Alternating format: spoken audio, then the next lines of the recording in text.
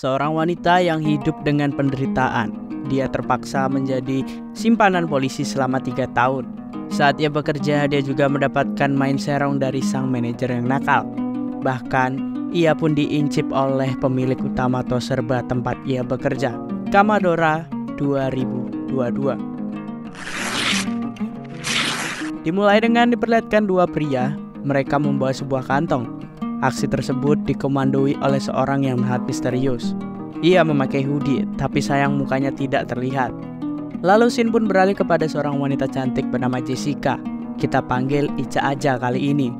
Dia tinggal di sebuah kosan kecil milik Bu Adeng. Mereka hidup dengan rukun. Ica juga dekat dengan anak ibu kos itu. Ia masih SMA yang bernama Abner. Ica yang ceria tak pernah menunggak bayaran kos diperlakukan dengan sangat baik. Bahkan sudah dianggap seperti anak sendiri. Setiap hari sebelum bekerja, Bu Adeng selalu menyiapkan makanan untuknya. Dan setelah sarapan, Ica pun langsung berangkat kerja. Ia kerja di sebuah department store yang sangat besar. Sambil merias wajahnya, ia menyempatkan diri untuk bergosip dengan dua temannya.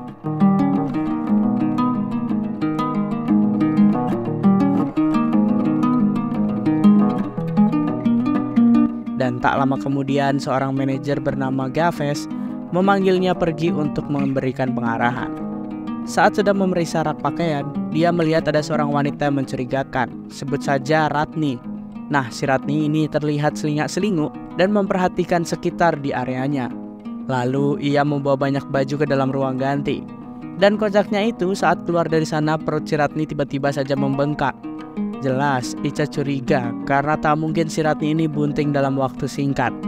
Ica pun langsung menahan Ratni itu. Ia mencoba untuk menasehatinya dengan lembut. Namun Ratni juga tidak mau mengakui kesalahannya. Ia malah balik marah kepada Ica dan mencaci makinya. Ia menganggap Ica tidak becus dalam bekerja dan melayani pelanggannya tersebut. Dan karena suasana itu menjadi kacau, kemudian Gaves pun datang. Ia pun mencoba menengahi keributan tersebut kala itu. Namun si Gaves juga gak bisa apa-apa. Karena kalian tahu sendirilah kalau ibu-ibu lagi marah kayak gimana. Ica yang kesal lalu mengacak-acak semua pakaian yang disembunyikan Ratni. Dan jelas Ratni tidak bisa mengelak lagi. Dan satpam pun tiba-tiba datang dan segera mengamankan ibu Ratni tersebut. Ica emang pramuniaga yang berani dan tidak mau barangnya hilang. Karena jika hilang, ia harus dipotong gajinya. Saat Ica kembali bekerja, ia harus melayani pria tua yang sangat nakal. Modusnya sih pengen beli sepatu. Lalu dia menyuruh Ica untuk memakaikan sepatu tersebut. Sebenarnya Ica tahu kalau pria itu hanya ingin modus kepadanya. Lama-kelamaan Ica pun mulai kesel karena pria itu mungkin berani melecehkannya. Keributan pun kembali terjadi kali ini.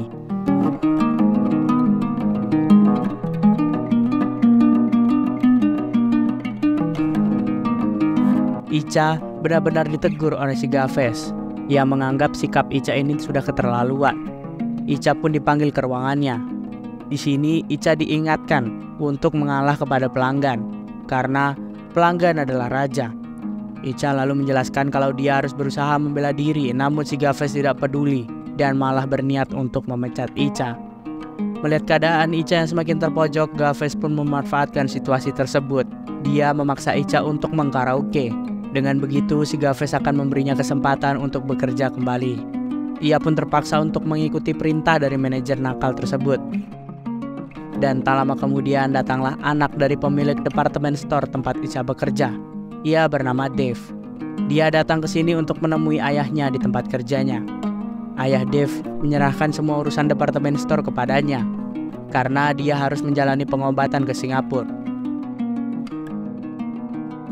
Setelah itu, Dave pun meminta Ica untuk memilihkan beberapa pakaian yang bagus untuknya.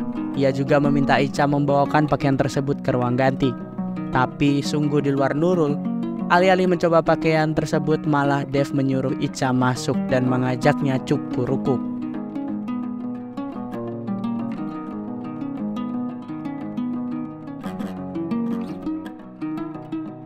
Malamnya departemen store pun tutup. Ica dan kawan-kawan pun bisa pulang untuk istirahat. Ica dijemput oleh pacarnya yang bernama Roman. Dia berprofesi sebagai polisi kala itu. Roman kemudian mengajak Ica untuk jalan-jalan. Namun Ica menolaknya karena ternyata Roman telah mempunyai seorang istri. Dari percakapan mereka diketahui kalau Ica terpaksa menjadi wanita gelap milik si Roman selama 5 tahun. karena ayah Ica terkena kasus yang dijebloskan ke penjara. Hanya Romanlah yang tahu keberadaan ayah Ica kala itu. Ica juga berhutang banyak kepada Roman sehingga dia rela diperlakukan kasar. Roman pun kemudian membawa Ica ke penginapan. Ia pun melakukan kegiatan cukurukuk bersama. Buset dah si Ica, sehari 3 kali main cukurukuk. Keesokan paginya Ica pun baru sampai di rumah. Ia langsung diceramahi oleh si Abner. Bu Adeng pun memperingatkan Ica untuk tidak pulang pagi lagi, karena telinga Bu Adeng kepanasan mendengar tetangga bergosip aneh-aneh tentangnya. Selain sebagai pemilik kos, Bu Adeng juga adalah seorang guru. Pagi itu Bu Adeng sedang pergi mengajar, begitu pula dengan si Abner yang pergi ke sekolah. Namun di tengah perjalanan Abner mendapatkan bahwa kabar para guru tidak datang kala itu, karena sedang terjadi demo. Daripada gabut di sekolah, Abner pun memilih kembali ke rumah. Ternyata si Abner ini juga nakal guys. Ia juga suka mengintip Ica saat sedang di kamar. Dan tiba-tiba Ica pun terbangun karena ada panggilan dari si Roman. Di sini Roman pun menyuruh Ica untuk mengemasi barang-barangnya karena ada pekerjaan penting yang harus diselesaikan. Lalu Ica pun pergi ke kamar mandi untuk membersihkan diri. Kebetulan dia sedang datang bulan kala itu. Kocaknya dia malah bertemu dengan Abner yang sedang ke gap, sedang olahraga jari. Ica pun tertawa girang melihat kelakuan Abner yang ternyata tidak beda dari remaja kebanyakan. Ica pun juga tahu kalau si Abner suka mengintip. Tapi Ica biarin aja tuh, karena Ica tidak ingin si Abner ini dimarahi oleh si Bu Adeng. Mereka pun lalu masak dan makan bersama layaknya pacaran sedang kasmaran. Setelah itu mereka pun menonton YouTube drama film. Sempat terbawa suasana, tapi si Ica hanya bisa karaoke aja tuh.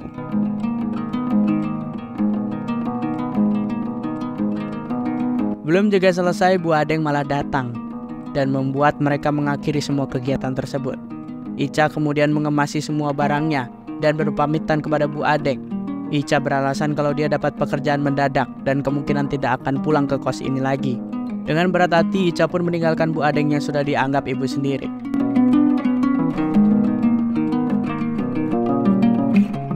Di sisi lain terlihat teman Ica yang sedang bernegosiasi dengan si Gafes. Ia meminta maaf karena tidak mampu membayar seluruh hutangnya.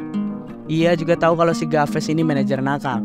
Dengan godaan manja, dia pun berhasil mengajaknya untuk cukurukuk di kantor. Malam harinya ketika pekerja sudah bersiap untuk pulang, seperti biasa Roman datang dan menanyakan keberadaan Ica. Pegawai lain pun memberitahu kalau Ica sedang berlibur hari ini, makanya dia tidak masuk kerja. Namun Roman tidak percaya dan meminta untuk bertemu dengan Gafes. Tanpa basa-basi, Roman pun langsung meninju Gafes. Rupanya Roman sudah tahu kelakuan Gafes yang suka cukurukuk.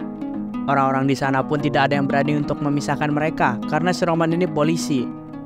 Dan di tengah keributan itu, terlihat seorang menyelinap ke dalam gudang di tempat parkir. Dan ternyata itu adalah Ica. Ia pun membakar saklar listrik hingga membuat departemen store terbakar hebat.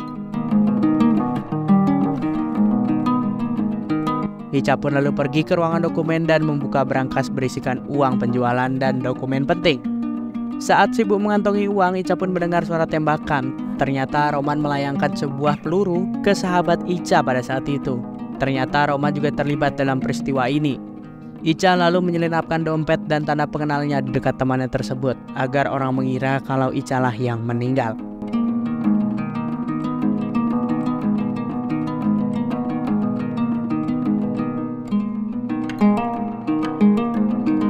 Adegan pun beralih ke masa lalu Ica saat pertama kali Ica bertemu dengan Roman. Diketahui Ica terlibat dalam sebuah kasus pembunuhan dan polisi pun menangkap ayah si Ica. Roman yang kasihan kepada Ica mengajaknya pulang ke rumah. Ia pun diperkenalkan dengan istri Roman yang bernama Monica. Agar diizinkan tinggal di rumah, Roman beralasan kalau Ica adalah keponakannya. Selama 2 tahun hari-hari pun diderita Ica. Hingga suatu saat Monica pun memergoki Roman dan Ica yang sedang bersama di kamar. Jelas Monica pun langsung marah dan langsung mengusir Ica dari rumah itu.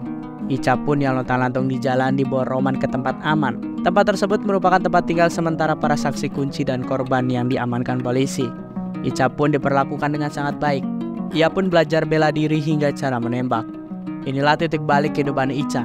Dia membulatkan tekadnya untuk membayar hutang kepada Roman dan segera menemui ayahnya. Adegan pun kembali berpindah kepada Dev yang terpantau sedang main kartu. Keberuntungan sepertinya sedang berpihak kepadanya. Namun musuh Dev jelas tidak terima dengan kekalahan yang dialaminya. Saat Dev tiba-tiba pergi, ia dihujani dengan tembakan dari orang-orang suruhan musuhnya tersebut. Icha pun yang kebetulan ada di sana kemudian mengajak Dev untuk berlindung di tempat aman. Sebagai ucapan terima kasih, ia memperkerjakan Icha di departemen store miliknya. Awalnya dia menjadi tukang bersih-bersih, lalu naik menjadi penyortir, dan 3 tahun kemudian menjadi pramuniaga. Saat sedang bekerja di sinilah Dev mulai menaruh hati kepada Icha. Mereka sering mencuri-curi kesempatan untuk berlibur bersama. Dan sebenarnya Dev ini menempatkan Icha di departemen store sebagai mata-mata bisnis ayahnya.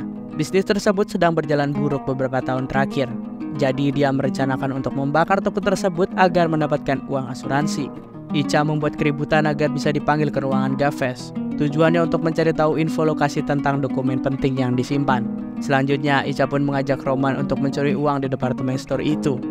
Icha lalu membakar seluruh toko termasuk ruangan yang penuh dengan dokumen penting, agar polisi tidak tahu kalau departemen store itu akan bangkrut. Rencana mereka berjalan lancar. Dev tinggal menunggu klaim asuransi dan ayahnya akan mendapatkan uang sebanyak 250 juta peso. Icha dan Dev kemudian bersantai untuk merayakan kesuksesannya. Sayangnya di sini Dev harus mengakhiri hubungan mereka, mengingat Icha yang sudah dianggap meninggal dalam kebakaran itu, dan mereka tidak bisa bertemu lagi. Sebagai imbalannya atas kerja keras Icha, Dev memberi uang yang sangat banyak kala itu, dan perpisahan pun akhirnya dilakukan. Beberapa hari kemudian, Icha pun bertemu dengan 2 orang laki-laki di awal film tadi. Mereka membawa kantong yang ternyata isinya adalah Roman. Icha sengaja menyuruh orang lain untuk mengeksekusi Roman sebagai pembalasan atas perlakuan buruk yang ia terima selama ini. Dan film pun berakhir.